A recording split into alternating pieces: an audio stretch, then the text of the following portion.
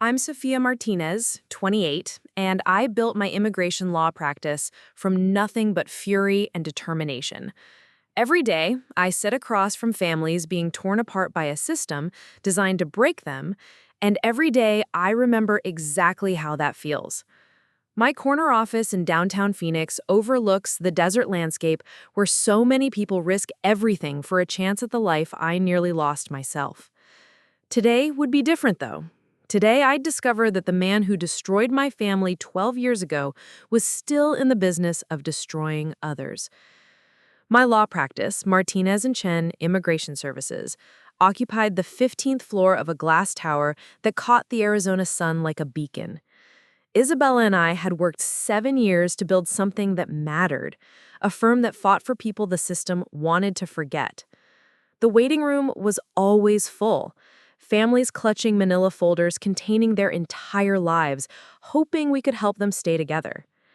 Before we jump back in, tell us where you're tuning in from, and if this story touches you, make sure you're subscribed, because tomorrow I've saved something extra special for you. The Ramirez family sat before me that Tuesday morning, their 3 children fidgeting in chairs too big for them, while their parents explained their situation in rapid Spanish. Mrs. Ramirez worked double shifts at a hotel, cleaning rooms for 12 hours a day. Mr. Ramirez had been laid off from his construction job after an injury, and now ICE had issued a deportation order that would separate him from his wife and American-born children. "Mis niños," Mrs. Ramirez whispered, her voice breaking as she gestured toward her children. "They don't understand why Papa might have to go away." I had heard variations of this story hundreds of times, but something about the youngest daughter, maybe 8 years old, clutching her father's hand like she could physically prevent his removal, hit me harder than usual. She had the same desperate grip I'd once had on my mother's arm, begging her not to make me leave. "We're going to fight this," I told them, in Spanish, my voice steady despite the memories clawing at my chest. "I've handled similar cases before. There are options." 3 hours later, after filing an emergency stay and calling in favors with federal contacts, the Ramirez family walked out with a reprieve. Their children could sleep tonight, knowing their father would be there in the morning. I should have felt the usual satisfaction of a case well fought, but instead, I found myself staring out my office window, watching the sun set over a city built on the dreams and sweat of people like the Ramirez family. Another late night, Isabella appeared in my doorway, her expression concerned. She'd been my law partner since we graduated from ASU, and she could read my moods better than anyone.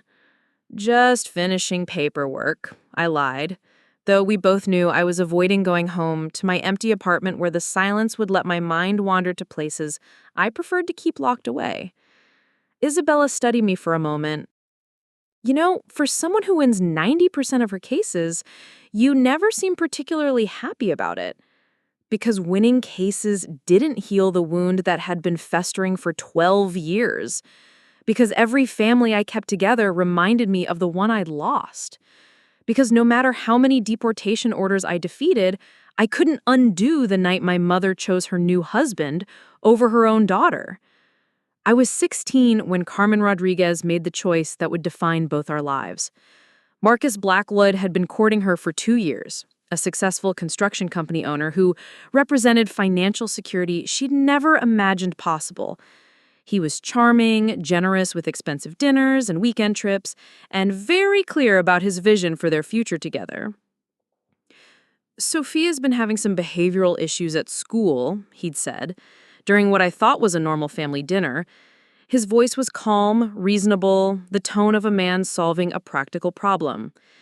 "Teenagers need structure, boundaries. I think it would be best if she found somewhere else to live until she matures." I remember staring at my mother, waiting for her to defend me, to tell Marcus that I was her daughter and not some inconvenient obstacle to their happiness. Instead, she stared at her plate, twisting her engagement ring around her finger. "Mija," she'd finally said, her voice barely above a whisper, "maybe it would be good for you to spend some time with Tia Rosa, just until you learn to respect Marcus's authority in this house." The betrayal cut deeper than any physical pain I'd ever experienced.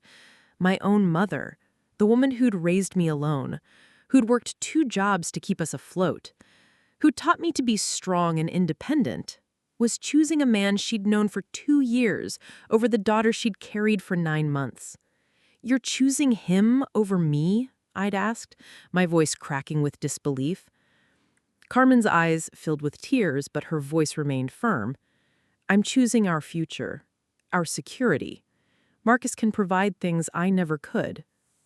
That night, I packed everything I owned into 3 garbage bags and called Aunt Rosa to pick me up. As I waited on the front step of the only home I'd ever known, Marcus appeared in the doorway. "This is for the best, Sophia," he'd said, his voice carrying a satisfaction he couldn't quite hide. "Your mother deserves happiness, and frankly, you've been nothing but stress for her." I never saw my mother again after that night, though I'd spent years imagining what I'd say to her if I did. Now, sitting in my office 12 years later, I opened my laptop to research tomorrow's cases. The next file made my breath catch in my throat. Diego Herrera versus Blackwood Construction Company. Workplace injury, wage theft, threats of deportation for seeking workers' compensation. Blackwood Construction. Marcus Blackwood. My stepfather was still in the business of destroying families, but this time, I wouldn't be a powerless 16-year-old girl. This time, I had law degrees, federal contacts, and 12 years of carefully honed legal expertise. This time, Marcus Blackwood would learn what it felt like to lose everything. The community center on Roosevelt Street smelled like industrial disinfectant and broken dreams. I'd arranged to meet Diego Herrera here rather than my downtown office, understanding that showing up in a business suit to question an undocumented worker might send the wrong message.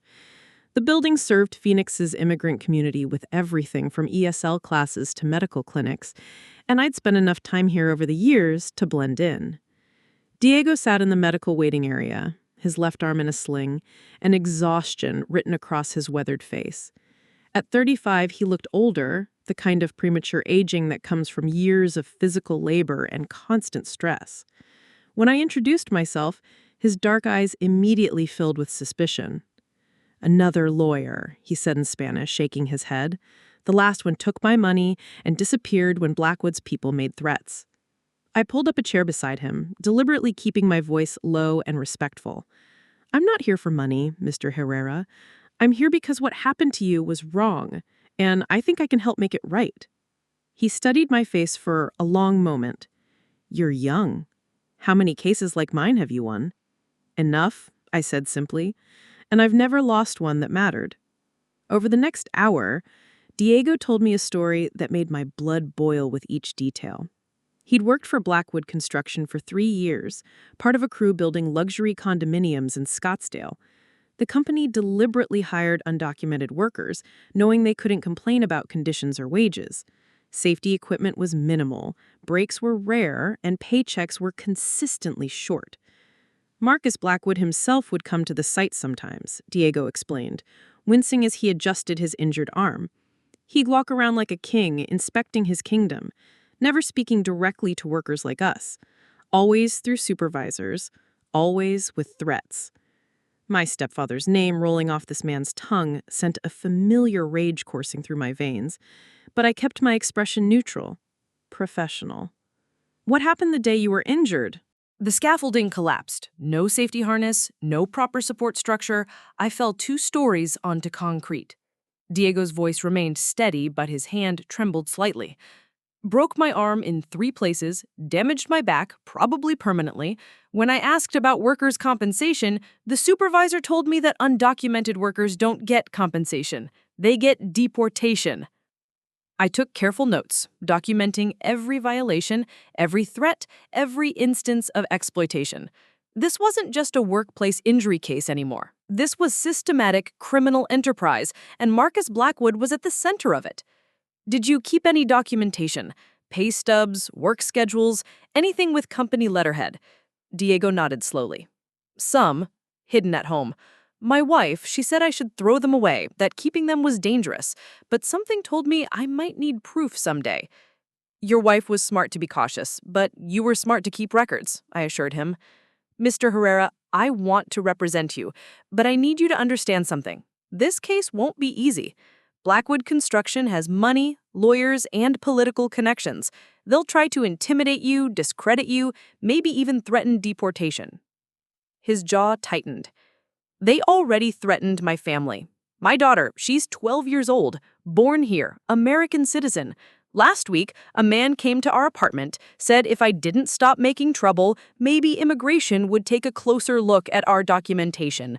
Said maybe they'd find problems with my wife's status, too? The same cold calculation Marcus had used to manipulate my mother. Threaten what people loved most, then offer protection in exchange for submission.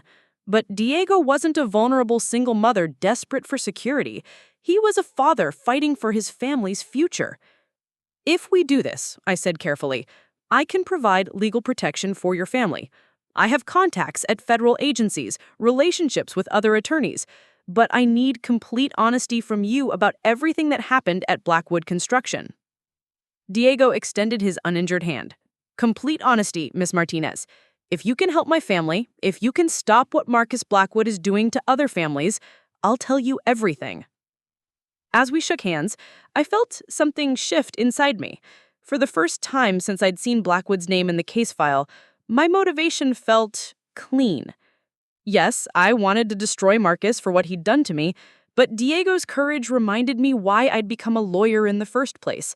Some fights were worth having not for revenge, but for justice. Later that evening, Isabella found me still in the office, surrounded by legal research and case files. She'd brought Chinese takeout, a peace offering that meant she was planning to lecture me about work-life balance. You've been different since you took the Herrera case, she said, setting down containers of lo mein and orange chicken. More intense than usual. What's really going on? I could have told her the truth. Isabella knew about my childhood, about the abandonment, about the years I'd spent building myself into someone strong enough to never be discarded again. But admitting that I was using Diego's legitimate case to pursue personal vengeance felt like crossing a line I wasn't ready to acknowledge. It's a good case. Clear violations, sympathetic plaintiff, chance to set precedent for worker protection. Isabella's expression said she wasn't buying my deflection, but she knew when to push and when to let me work through things in my own time. Just promise me you're not taking on more than you can handle. I promised, though we both knew I was lying. That night, I drove through the streets of Phoenix where Diego and his family lived, past the modest apartments and corner markets that served the immigrant community Marcus exploited. Tomorrow, I would begin building the case that would bring down Blackwood Construction. What I didn't yet realize was that I was also building the case that would finally force me to confront everything I'd spent 12 years trying to forget. Building a case against Marcus Blackwood would require more than legal expertise. It would require allies, connections, and resources that could match his wealth and political influence. I'd learned long ago that David only defeats Goliath when he chooses his stones carefully and aims for the most vulnerable spot. Marcus's empire had grown vast over the past 12 years, but every empire has weak points if you know where to look. Agent Victoria Torres worked out of the federal building downtown, a concrete fortress that housed various government agencies, including ICE. I'd crossed paths with her before on immigration cases, and she'd always struck me as someone who genuinely believed in justice rather than just enforcement. That distinction would be crucial for what I had in mind. Her office was sparse, functional, decorated only with commendations and a single-family photo showing her with two elderly people who were clearly her parents. When I explained Diego's situation, focusing carefully on the labor violations and document fraud rather than my personal motivations, she leaned forward with interest. Blackwood Construction, she repeated, making notes. I've heard that name before. They bid on a lot of federal contracts, including some border security projects. Which makes the immigration document fraud particularly concerning, I suggested. A company handling sensitive federal work while simultaneously exploiting undocumented workers and threatening them with deportation. Agent Torres nodded slowly. That would definitely fall under federal jurisdiction. How solid is your evidence? Solid enough to file civil suits, but I suspect there's more. Systematic exploitation like this usually involves document forgery, identity theft, possibly human trafficking. I paused, letting her connect the dots. The kind of operation that would interest federal investigators. She studied me carefully. Ms. Martinez, I've seen your work in immigration court. You're thorough, ethical, and you win cases other lawyers won't touch. Why bring this to me instead of handling it through civil channels? Because Marcus Blackwood destroyed my family and I want to watch his world burn, I thought. Because Diego Herrera and his family deserve more than a settlement check, I said instead. They deserve to know that what happened to them won't happen to other families. After promising to review Diego's documentation and consider opening a federal investigation, I drove across town to St. Catherine's Catholic Church. The old adobe building sat in the heart of South Phoenix, serving a congregation that was 90% Latino and 100% working class. Father Miguel Santos had been the priest here for over 20 years, and his reputation for helping immigrant families was legendary. I found him in the church garden, tending to vegetables that would go to the food bank. At 68, he moved with the careful precision of someone whose body had been worn down by decades of service, but his eyes remained sharp and kind. "Sophia Martinez," he said, straightening with a slight smile. "I wondered when you'd come to see me about this Blackwood situation." His words stopped me cold. What do you know about Blackwood? I know Diego Herrera is a good man who was injured by a bad employer. I know you're representing him, and I know that Marcus Blackwood has been exploiting my parishioners for years while hiding behind charitable donations and political connections. Father Miguel gestured toward a bench in the shade. The question is, what do you plan to do about it?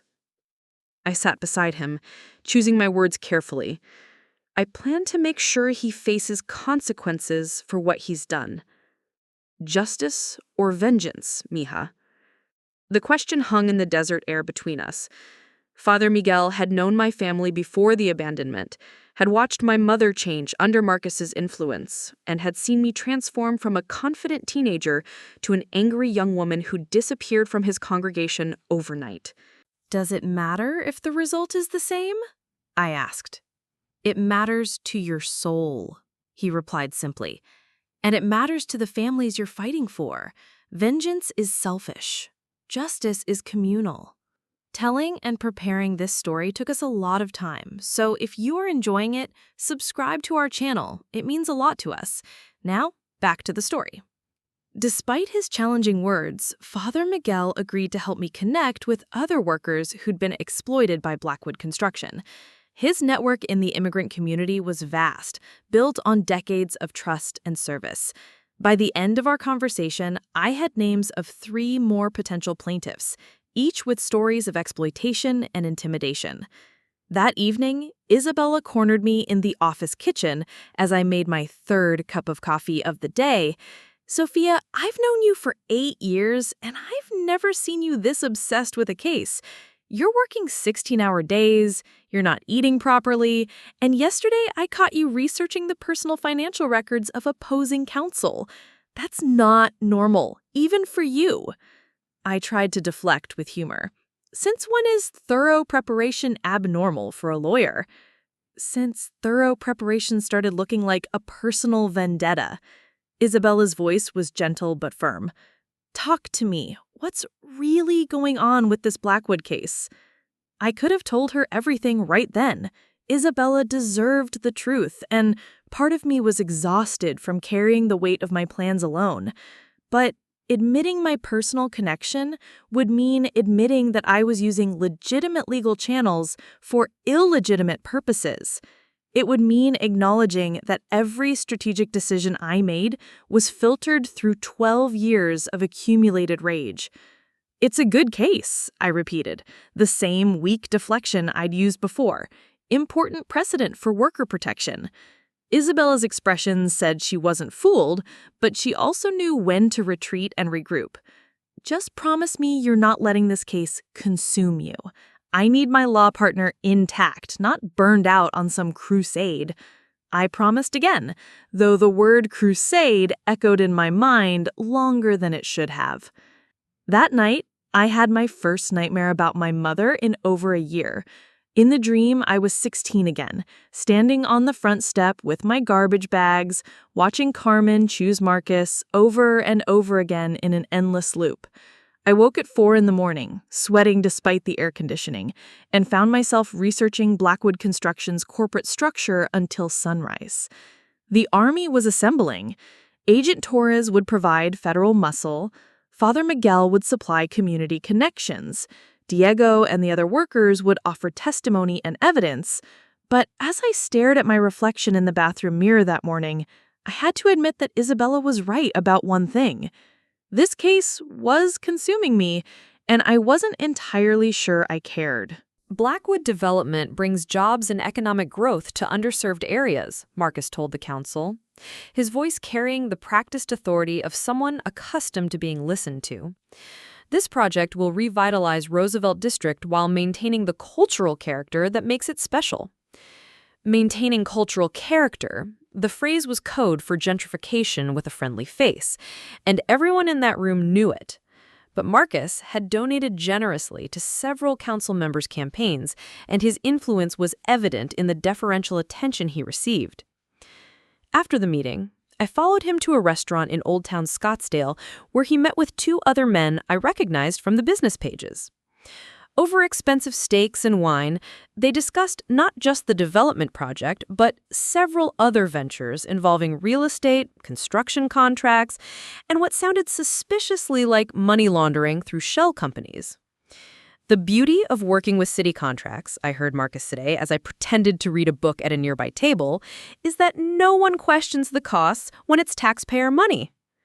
3 days later, while researching nonprofit organizations that worked with immigrant families, I stumbled across a name that stopped me cold. Rachel Blackwood. Listed as a family advocate at Desert Hope Social Services, Marcus's daughter was working with the very community her father exploited. Desert Hope occupied a converted warehouse in central Phoenix, its waiting room filled with mothers holding babies and elderly men clutching documents in languages most Americans couldn't read. The smell of coffee mixed with anxiety and hope, creating an atmosphere I knew well from similar organizations across the city.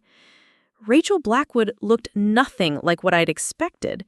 At 24, she was petite with light brown hair pulled back in a practical ponytail, wearing khakis and a blouse that had seen better days. No designer clothes, no jewelry beyond simple earrings, nothing that suggested wealth or privilege. She moved through the crowded waiting room with genuine warmth, speaking fluent Spanish to clients and switching effortlessly to Arabic for a family from Syria. Mrs. Hassan, how is Ahmad's school registration going? Did the principal accept the documentation we provided? I watched her work for over an hour, helping families navigate government bureaucracy, translating documents, making phone calls to advocacy organizations. This wasn't performative charity or resume-building volunteer work. Rachel Blackwood genuinely cared about these families, and they trusted her in return. When she finally noticed me sitting in the corner, she approached with the practiced smile of someone trained in client services. I don't think we've met. I'm Rachel. Are you here for family services or legal consultation? Legal consultation, I said, extending my hand. Sophia Martinez. I'm an immigration attorney. Oh, wonderful. We always need more lawyers willing to take immigrant cases. Most firms won't touch them. Her enthusiasm was infectious and entirely sincere. Are you looking to partner with us for referrals? Before I could respond, a familiar voice cut through the room's background chatter. I turned slowly, my heart hammering against my ribs, and saw Carmen Rodriguez Blackwood signing in at the volunteer desk. 12 years older, her black hair now streaked with gray, my mother looked smaller than I remembered. She wore a simple blue dress and sensible shoes, carrying herself with the careful posture of someone who'd learned to take up less space in the world. The vibrant, determined woman who'd raised me alone had been replaced by someone tentative and subdued. Excuse me, I managed to tell Rachel, my voice barely steady. I just remembered an appointment. I made it to my car before the panic attack hit fully, gripping the steering wheel until my knuckles went white. Seeing Carmen had torn open wounds I'd convinced myself had healed. But the worse than the pain was the realization that she looked exactly like the women I spent my days trying to help. Displaced, diminished, clinging to whatever stability she could find. Had Marcus done to her what he'd done to his workers? Promised security in exchange for surrender? Threatened loss if she didn't comply? That night, I sat at my apartment with Diego's case files spread across my dining table. But my mind kept returning to Rachel's genuine compassion and Carmen's defeated posture. Marcus Blackwood had built his empire by destroying families, but he'd also created a family of his own. Rachel was kind, dedicated, everything I might have been if trauma hadn't hardened me into someone who fought battles instead of building bridges.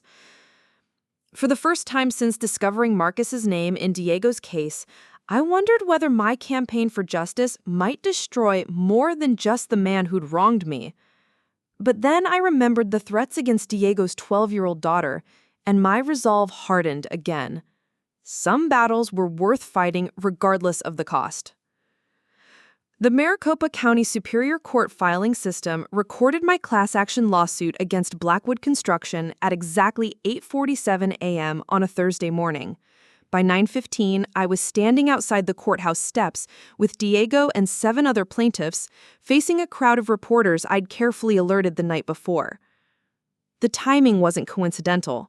Marcus was scheduled to present his Roosevelt District Development proposal to the City Planning Commission that afternoon, and negative publicity about labor violations would complicate his efforts considerably. "Ladies and gentlemen," I began, my voice carrying clearly in the morning air. "Today we're filing suit against Blackwood Construction for systematic wage theft, unsafe working conditions, and intimidation of injured workers. The 8 men standing with me represent dozens of families who've been exploited by a company that profits from their desperation." Diego stood beside me, his injured arm still in a sling, his weathered face set with quiet determination. The other plaintiffs flanked us, each representing years of stolen wages and dangerous working conditions. I'd spent weeks preparing them for this moment, coaching them on how to handle aggressive questions while staying focused on their shared message. Marcus Blackwood built his wealth by stealing from the most vulnerable workers in Arizona. "Mr. Herrera," a reporter from Channel 12 called out, "what do you hope to accomplish with this lawsuit?" Diego stepped forward, speaking in accented but clear English. "I want my daughter to know that when someone hurts our family, we don't stay quiet. We fight back. And I want other workers to know they don't have to be afraid." The questions came rapidly after that. How many workers were affected? What kind of safety violations occurred? Were there connections to other Blackwood projects? I answered each inquiry with carefully prepared responses that painted a picture of systematic exploitation while staying within the bounds of legal ethics. What I didn't mention was that I'd timed the press conference to coincide with Marcus's most important business presentation of the year. What I didn't reveal was that I'd spent weeks researching which reporters would be most likely to follow up on the story. What I definitely didn't admit was that watching Marcus's reputation crumble on live television would provide a satisfaction I'd been craving for 12 years. By noon, the story was trending on social media and had been picked up by news outlets across Arizona. My phone buzzed constantly with calls from other attorneys, advocacy groups, and workers who'd had similar experiences with Blackwood Construction. The coverage was exactly what I'd hoped for: detailed, damaging, and impossible to ignore. Marcus's response came faster than I'd expected. His legal team, headed by Morrison Blake and Associates, filed a motion to dismiss within hours, claiming the lawsuit was frivolous and motivated by financial opportunism. They also issued a statement painting Diego and the other plaintiffs as disgruntled former employees seeking an undeserved payday. "These allegations are completely without merit," Marcus told reporters outside the Planning Commission meeting that afternoon. His usual composure was intact, but I caught the slight tension around his eyes, the way his smile didn't quite reach them. Blackwood Construction has always maintained the highest standards for worker safety and compensation. We'll vigorously defend ourselves against these baseless claims. The Planning Commission postponed his development proposal pending review of the allegations. Victory number 1. But Marcus wasn't finished. By Friday morning, 2 of my plaintiffs had received visits from men claiming to be immigration officers, demanding documentation and threatening immediate deportation. Diego's wife called me in tears, explaining that strangers had been asking questions about their family at their daughter's school. "This is exactly what happened before," Diego told me when we met that evening at Father Miguel's church. "The same threats, the same fear tactics. Marcus wants us to know he can reach us anywhere." I'd expected intimidation, but experiencing it firsthand made my blood boil. This wasn't just about my personal vendetta anymore.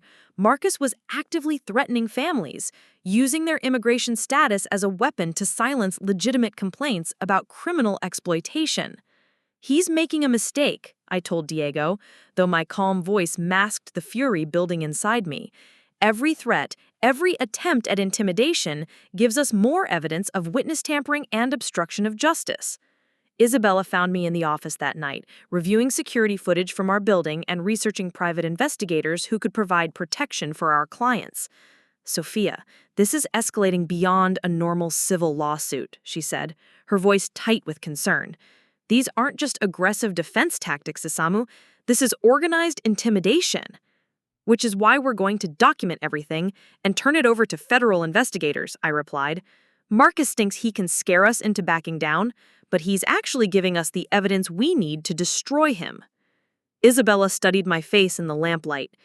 "You're enjoying this. The danger, the escalation, the fight? That's not normal even for a lawyer who loves winning." She was right, and we both knew it. Every aggressive move Marcus made, every threat against my clients, every attempt to silence the truth only fed the rage that had been driving me for 12 years. But I couldn't admit that to Isabella. Couldn't acknowledge that I was using legitimate legal channels to pursue a very personal war. "I'm enjoying the prospect of justice for families who've been exploited for years," I said carefully. "If that means fighting dirty tactics with better tactics, then yes, I'm prepared for that fight." As I drove home through the Phoenix streets that night, I passed billboards advertising Marcus's developments and construction projects. His name was everywhere in this city, attached to schools and hospitals and shopping centers built with stolen labor and immigrant sweat. But after today, that name would carry different associations. The first crack had appeared in Marcus Blackwood's carefully constructed facade, and I had every intention of turning it into a chasm that would swallow his entire empire. The war had begun, and I'd landed the first meaningful blow. Everything that came next would depend on whether Marcus was smart enough to surrender or arrogant enough to keep fighting. Based on what I knew about my stepfather, arrogance would win every time. The Roosevelt Community Center had seen better decades. Its fluorescent lights flickered over folding chairs arranged in uneven rows, and the smell of industrial coffee competed with the lingering aroma of whatever had been served for lunch in the adjoining kitchen. But tonight, it was packed with over 200 people who'd come to hear about worker rights and immigration protections in the wake of increased ICE enforcement across Phoenix. I'd agreed to speak at the meeting as part of building community support for Diego's case. Father Miguel had organized the event, bringing together union representatives, immigrant advocacy groups, and families affected by workplace exploitation. It was exactly the kind of grassroots organizing that could pressure city officials to investigate Blackwood construction more thoroughly. I was reviewing my notes when the familiar voice cut through the room's background chatter like a blade through silk. "Family unity is what sustains us through difficult times," Carmen was saying from the small stage at the front of the room. "When we support each other, when we make sacrifices for the greater good of our families, we find strength to face whatever challenges come our way." My mother stood behind the podium wearing a simple navy dress, her grand hair pulled back in a style that made her look older than her 52 years. She spoke in Spanish, her voice carrying the practiced cadence of someone who'd given this speech before. Around me, heads nodded in agreement as she continued her remarks about the importance of family loyalty and making difficult choices for loved ones. Sometimes we must choose between what we want and what our families need, she said, her hands gesturing gently as she spoke. These choices are never easy, but they demonstrate our love and commitment to those who matter most. The words hit me like physical blows. She was speaking about sacrifice and family duty, using the same language, the same justifications she'd offered 12 years ago when she chose Marcus over her daughter. Worse, she seemed to genuinely believe what she was saying. There was no guilt in her voice, no hint of regret about the family she'd abandoned in pursuit of security. I found myself gripping the metal folding chair until my knuckles went white, fighting the urge to stand up and scream the truth across the crowded room. That the woman preaching about family loyalty had thrown away her own daughter like yesterday's garbage. That her sacrifices had been selfish choices disguised as noble gestures. Mrs. Rodriguez Blackwood speaks from experience about the challenges immigrant families face. Her volunteer work with Desert Hope has helped countless families navigate difficult situations. Rodriguez Blackwood. She still used his name, still claimed the identity he'd given her in exchange for discarding me. The hypocrisy was staggering, but what made it worse was that everyone in this room saw her as a community advocate, someone who understood their struggles and genuinely wanted to help. As the meeting continued with other speakers discussing workplace safety and immigration raids, I watched Carmen from across the room. She sat in the front row, taking notes and nodding sympathetically as family after family shared stories of exploitation and fear. When a young mother described being separated from her children during a workplace raid, Carmen reached over to squeeze the woman's hand in comfort.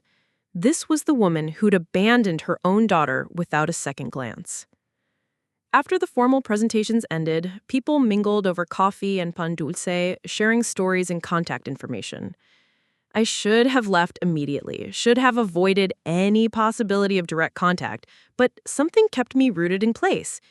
Maybe I needed to see her up close, to understand how she'd transformed from the strong woman who raised me into this diminished version who found purpose in serving others while ignoring her greatest failure. Carmen was speaking with a group of mothers near the refreshment table when our eyes met across the room.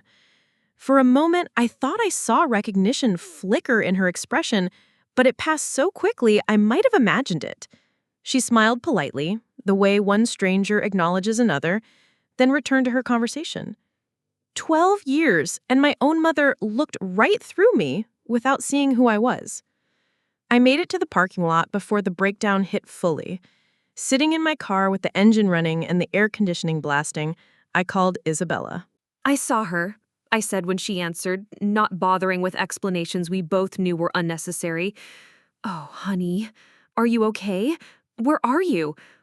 She was giving a speech about family sacrifice and loyalty. She actually had the nerve to lecture people about making difficult choices for their families. My voice cracked despite my efforts to maintain control. She didn't even recognize me, Isabella, her own daughter, and she looked right through me. Where are you? Isabella repeated. I'm coming to get you. 20 minutes later, Isabella found me still sitting in the community center parking lot, staring at the building where Carmen was probably still offering comfort and advice to families she'd never met, while remaining oblivious to the daughter she'd discarded. She seemed smaller, I said as Isabella got into the passenger seat. Older, more fragile, like someone had dimmed her light. People change, Sophia, especially people who make choices they can't face. She doesn't look like someone who can't face her choices. She looks like someone who's completely at peace with them. I turned to meet Isabella's concerned gaze. What if she really believes she did the right thing? What if she's convinced herself that abandoning me was actually some noble sacrifice for the greater good? Isabella was quiet for a long moment. Does it change what you're planning to do to Marcus? The question hung in the desert air between us. Did seeing Carmen's diminished state, her apparent contentment with the choices she'd made, change my desire to destroy the man who'd manipulated her into abandoning me? No, I said finally. If anything, it makes me more determined. She chose him over me, and he's been exploiting vulnerable families ever since. She thinks she made a sacrifice for love, but she actually enabled a predator. As we drove back toward my apartment, my phone buzzed with a text from Agent Torres. Financial irregularities in Blackwood accounts suggest connections to human trafficking. Need to meet ASAP. The case was expanding beyond labor violations into federal crimes that could put Marcus away for decades. But seeing Carmen tonight had reminded me that legal victory might not provide the emotional satisfaction I'd been seeking for 12 years. Some wounds were too deep to heal through revenge alone, and some betrayals cut too close to the bone to ever fully forgive. But that didn't mean I was going to stop fighting. It just meant I needed to decide what kind of person I wanted to be when the fighting was over. The federal raid on Blackwood Construction's main office happened at dawn on a Tuesday morning, executed with the precision of a military operation. I wasn't there to witness it firsthand, but Agent Torres called me at 6:30 a.m. with news that made my coffee taste like victory. "We found everything, Sophia." Her voice crackled through the phone. "Falsified immigration documents, payroll records showing systematic wage theft, and financial transfers that suggest human trafficking operations across 3 states. I was already dressed and heading for the door before she finished speaking. "How bad is it?" "Bad enough that Marcus Blackwood is going to spend the rest of his life in federal prison if we can make the charges stick. The document forgery alone is enough for 20 years, but the trafficking charges could put him away forever." It should have felt like triumph. For 12 years, I dreamed of seeing Marcus Blackwood brought low, stripped of his power and influence, forced to face consequences for the pain he'd caused. But watching him on television, looking older and smaller than the commanding figure who dominated my nightmares, I felt something closer to emptiness than satisfaction. "It's what Diego and the others deserved," I said, instead of answering directly. The charges were extensive: conspiracy to commit human trafficking, document fraud, money laundering, tax evasion, and violation of federal labor laws. The indictment read like a catalog of systematic exploitation dating back over a decade, with evidence that Marcus had been importing workers illegally, housing them in substandard conditions, and threatening deportation to prevent complaints about wages and safety. But Marcus wasn't going down quietly. Within hours of his arrest, his legal team had arranged bail and launched a media counteroffensive, suggesting that he was being targeted by overzealous federal prosecutors seeking high-profile convictions. They painted him as a successful businessman being destroyed by disgruntled employees and ambitious investigators. "These charges are politically motivated," Marcus told reporters outside the federal courthouse, flanked by 3 expensive attorneys. "I've spent my career building this community, providing jobs and opportunities for thousands of families. This persecution will be exposed for what it is, a witch hunt designed to destroy an American success story." Even facing federal charges, he maintained the arrogant confidence that had defined his public persona. But I could see cracks in the facade. The way his eyes darted toward the cameras, the slight tremor in his hands as he adjusted his tie. The most unexpected consequence of the raids came that evening when Rachel called my office directly. "Ms. Martinez, I need to speak with you." Her voice was shaky, barely controlled. "It's about my father and the families I work with." We met at a coffee shop in Central Phoenix, far from the upscale areas where Rachel might be recognized. She looked like she'd aged years in a single day, her usual composure replaced by something raw and desperate. "I've been getting calls all afternoon," she said, her hands wrapped around a coffee cup she wasn't drinking. "Families I've worked with, people I've helped with immigration paperwork, and they're all telling me the same thing, that my father's company exploited them, that the man who raised me, who taught me about helping others, has been destroying the lives of the very people I try to protect."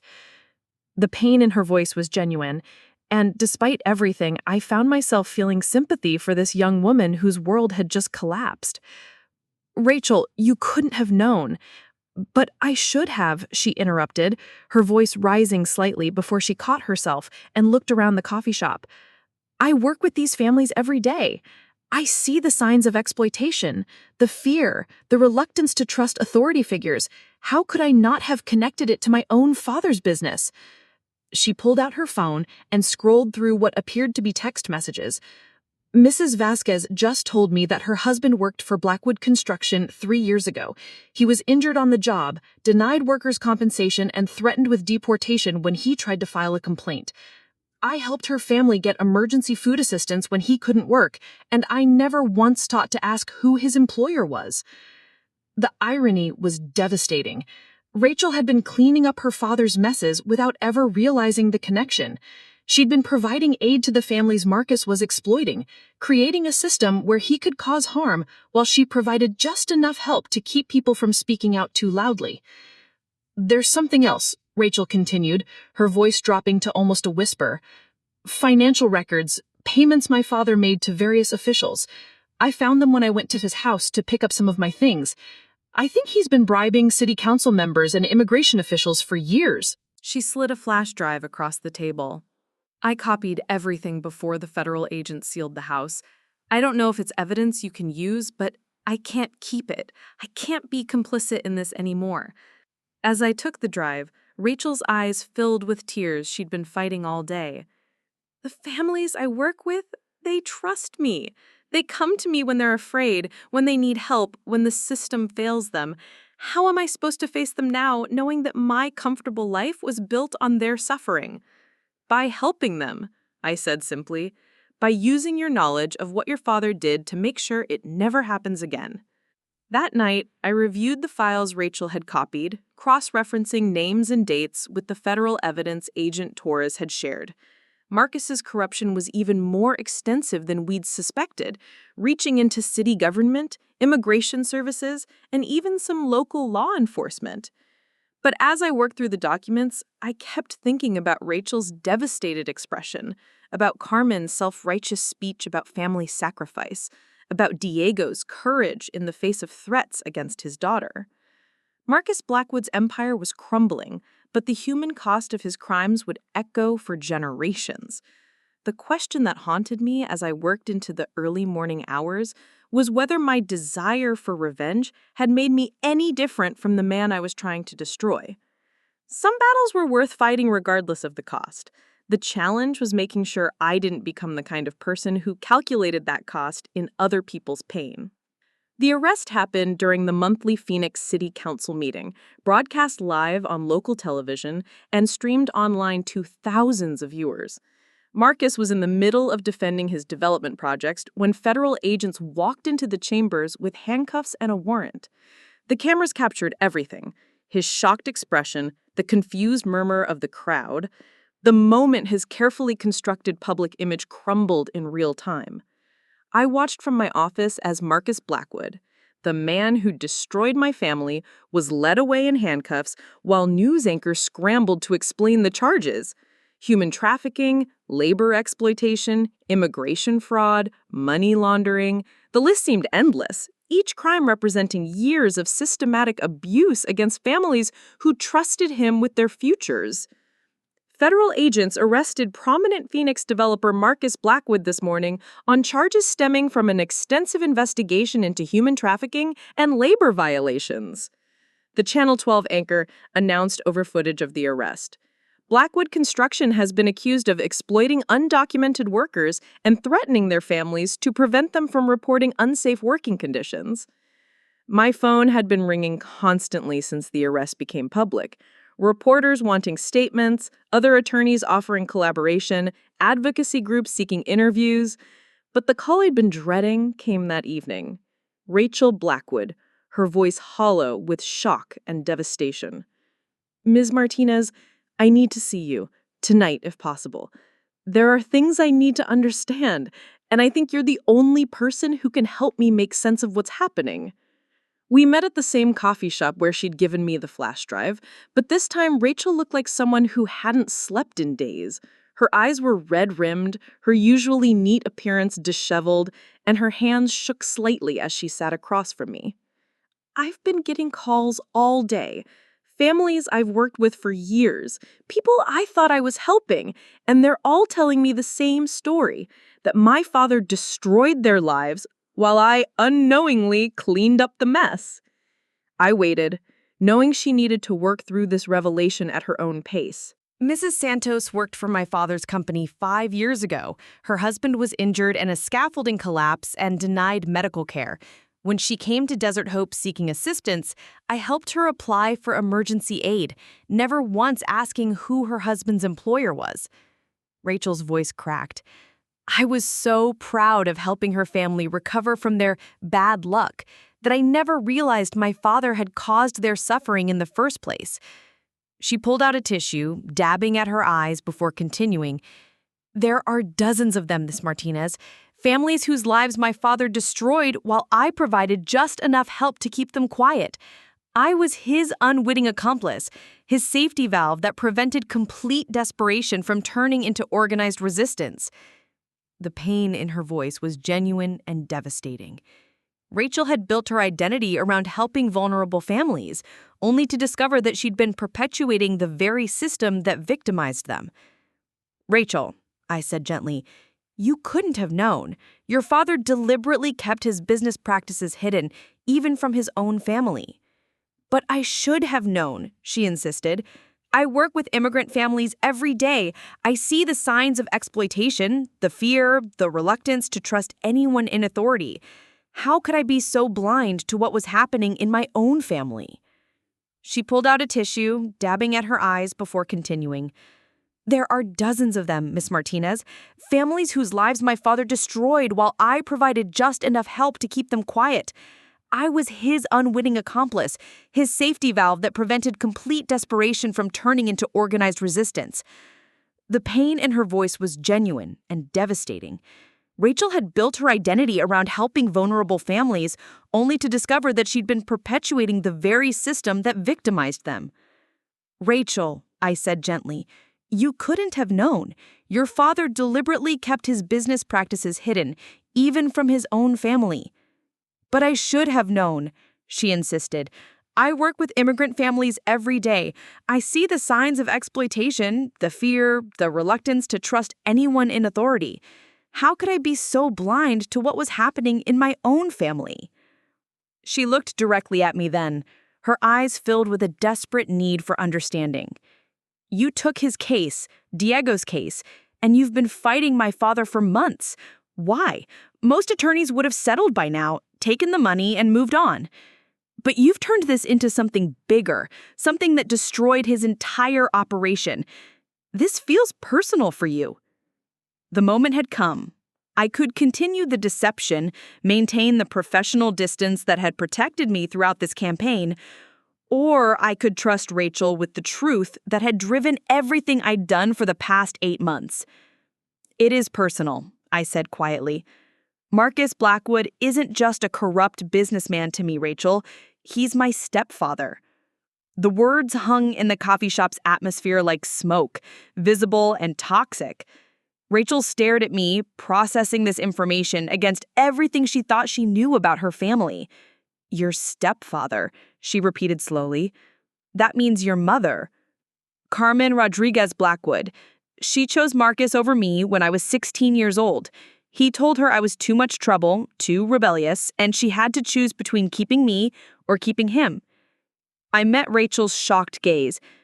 She chose him. Rachel's face went through a series of expressions: disbelief, recognition, and finally a terrible understanding. The volunteer at Desert Hope. Carmen, I've seen her there working with families, always talking about sacrifice and difficult choices. My mother has convinced herself that abandoning her daughter was actually some noble sacrifice for the greater good. She speaks about family unity while having destroyed her own family for a man who spent the last 12 years exploiting vulnerable people. Oh my God. Rachel covered her face with her hands. You've been planning this entire campaign? Diego's case, the media attention, the federal investigation? You orchestrated it all to destroy your father? I orchestrated it to get justice for Diego and dozens of other families your father exploited, I corrected. But yes, I also wanted Marcus to face consequences for what he did to my family. Rachel was quiet for a long time, processing the implications of what I'd revealed. When she finally looked up, her expression had changed from shock to something that looked almost like relief. I was starting to think I was going crazy. The way you handled this case, the resources you brought to bear, the connections you seemed to have everywhere, it felt like more than just good legal work. She studied my face in the coffee shop's dim lighting. Do you hate me for being his daughter, for having the life you should have had? The question caught me off guard. I'd spent so much time focused on destroying Marcus that I'd never considered how Rachel fit into my emotional landscape. I don't hate you, I said honestly. If anything, you represent what I might have been if trauma hadn't hardened me into someone who fights battles instead of building bridges. You genuinely care about the families you serve, and that matters more than whose name you carry. Rachel nodded slowly, tears streaming down her face. What happens now? To my father? To the families he hurt? To us? Now, we make sure he faces full consequences for his crimes, and we figure out how to help the families he exploited rebuild their lives. The question is whether you want to be part of that process, or if you need distance from everything connected to your father's name. She wiped her eyes and straightened her shoulders, and for a moment, I saw the strength that had allowed her to work with vulnerable families despite growing up in privilege. I want to help, she said firmly. I can't undo what he did, but I can spend the rest of my life trying to make amends for it, if you'll let me. As we sat in that coffee shop, two women whose lives had been shaped by Marcus Blackwood's selfishness, I realized that maybe the most meaningful victory wouldn't be his destruction, but rather what we chose to build from the wreckage he'd left behind. The call came to Aunt Rose's house at 11:30 on a Thursday night, 3 weeks after Marcus's arrest. I was reviewing trial preparation documents when Rosa handed me her phone, her expression carefully neutral. "It's your mother," she said simply. I stared at the device like it might explode. Carmen Rodriguez Blackwood hadn't spoken to anyone in our family since the day she'd chosen Marcus over me 12 years ago. Rosa had tried to maintain contact for the first few months, but Carmen had made it clear that staying connected to her old life would complicate her new one. Sophia? Carmen's voice was smaller than I remembered, fragile in a way that caught me off guard. Mija? Is it really you? The endearment hit like a physical blow.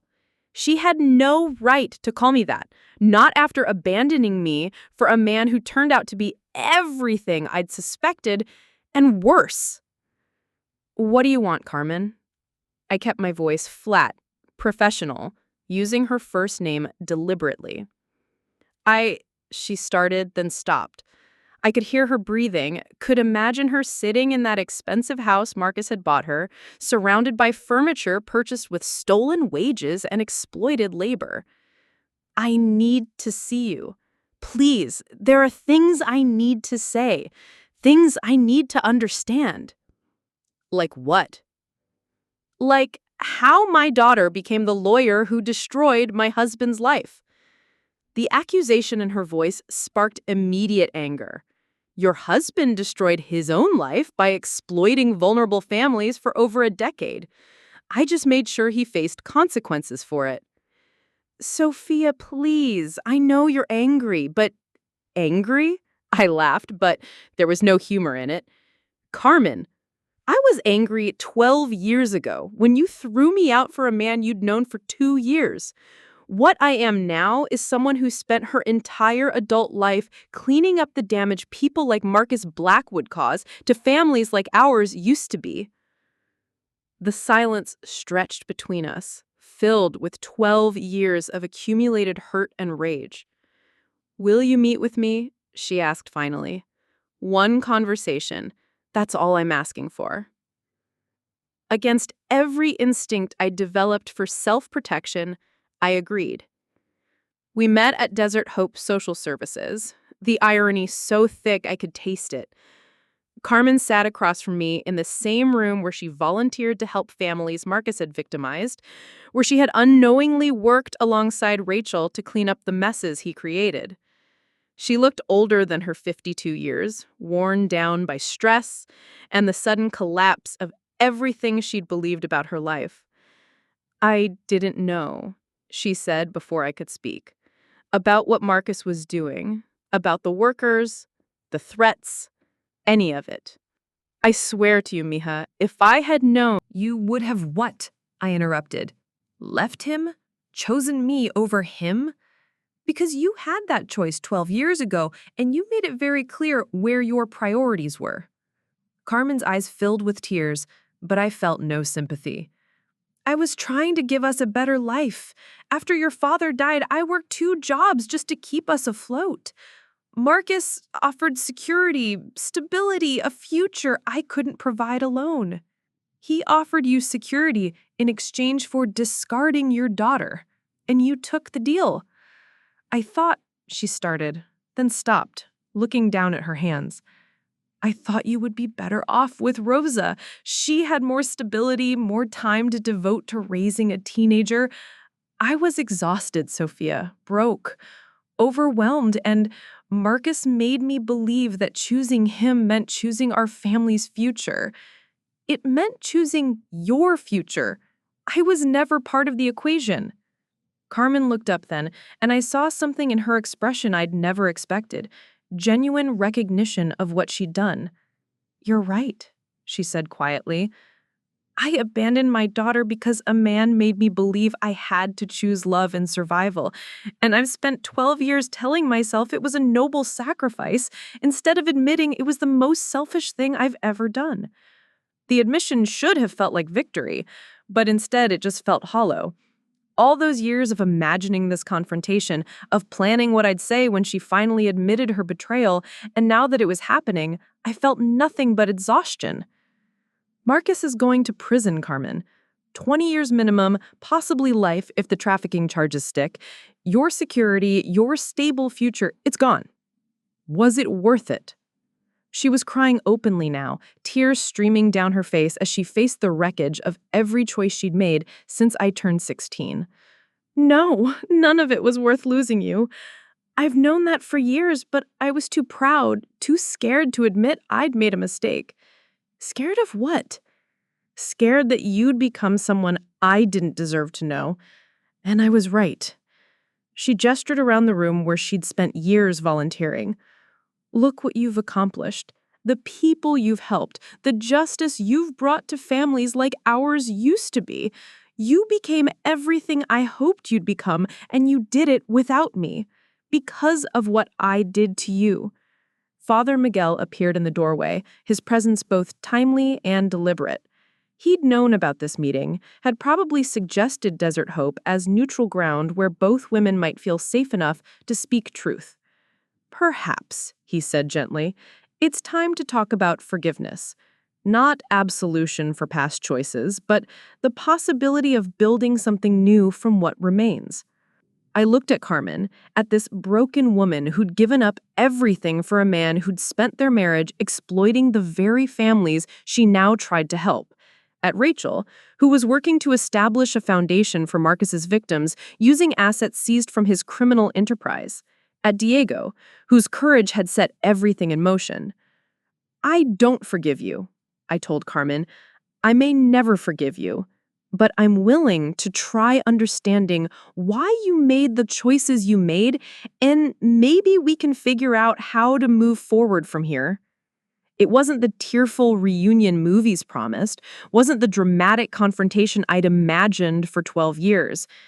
It was just 2 damaged women sitting in a room full of broken dreams, trying to decide whether the future held any possibility for healing. Carmen nodded through her tears. That's more than I deserve, more than I hoped for.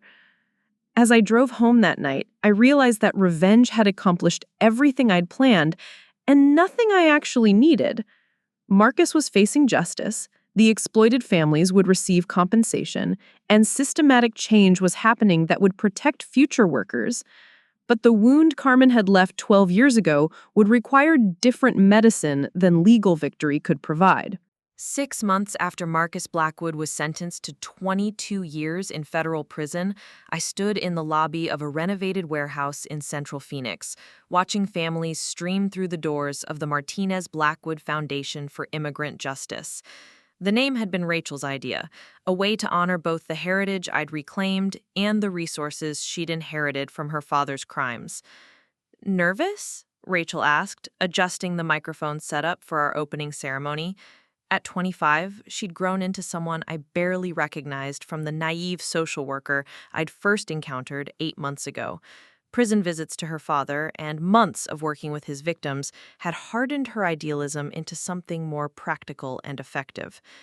Terrified, I admitted, watching Diego help his daughter hang a piñata shaped like the scales of justice. His workers' compensation settlement had allowed him to start his own small construction company, one that prioritized safety and fair wages. His 12-year-old daughter, the one Marcus had threatened to have deported, now spoke fluent English and dreamed of becoming a civil rights lawyer. The foundation occupied 10,000 square feet of space that had once housed one of Marcus's shell companies. Federal asset forfeiture had transferred the building to victim restitution, and we'd transformed it into a comprehensive legal aid center. Immigration attorneys, labor advocates, trauma counselors, and community organizers all worked under one roof to provide holistic support for families like Diego's. "You know what this means, don't you?"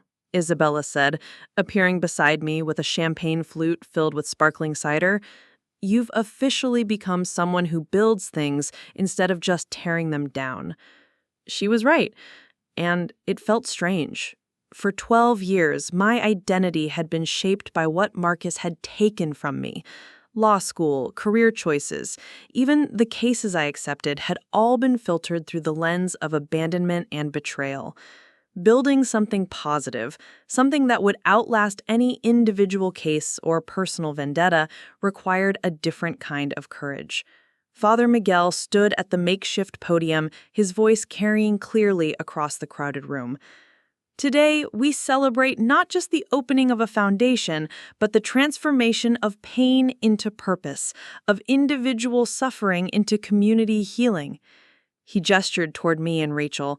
These two women could have been enemies, divided by family history and competing loyalties.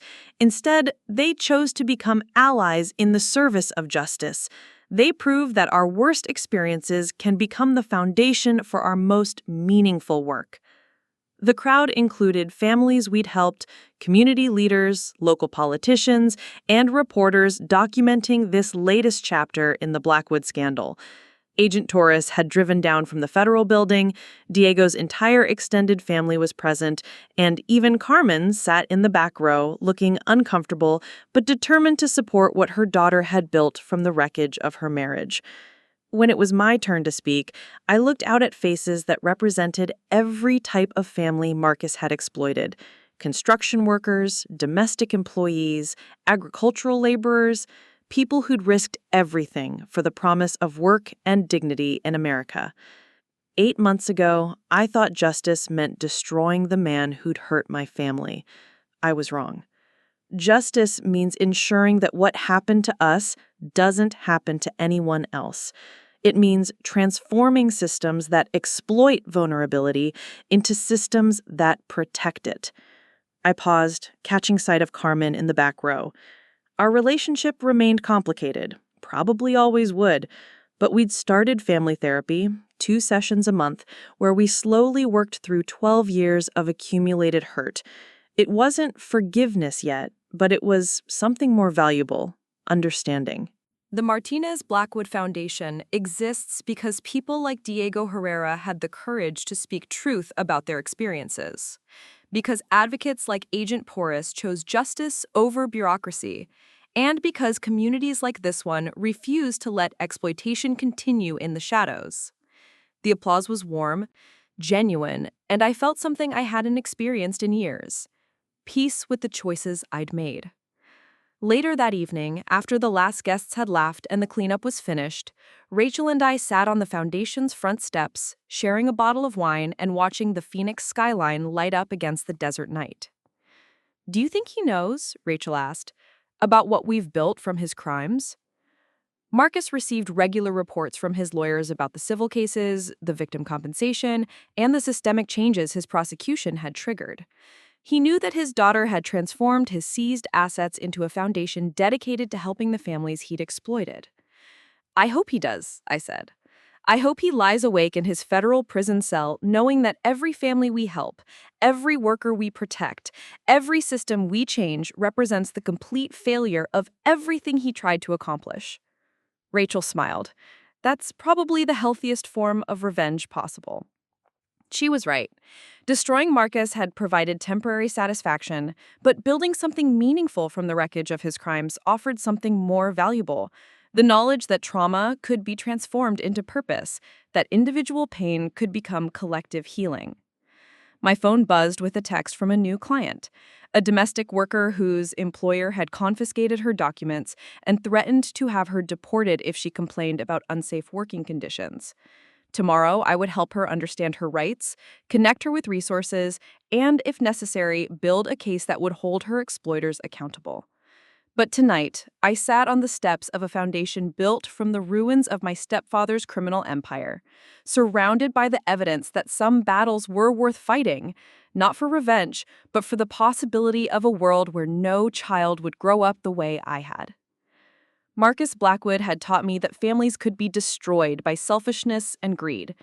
Diego Herrera had taught me that they could be protected by courage and community. Rachel had taught me that healing was possible, even across the deepest wounds. The girl who'd been abandoned at 16 was gone, replaced by a woman who'd learned that true strength came not from holding on to pain, but from transforming it into something that served others. That transformation, not Marcus's imprisonment, was the real victory. And unlike revenge, it would last forever.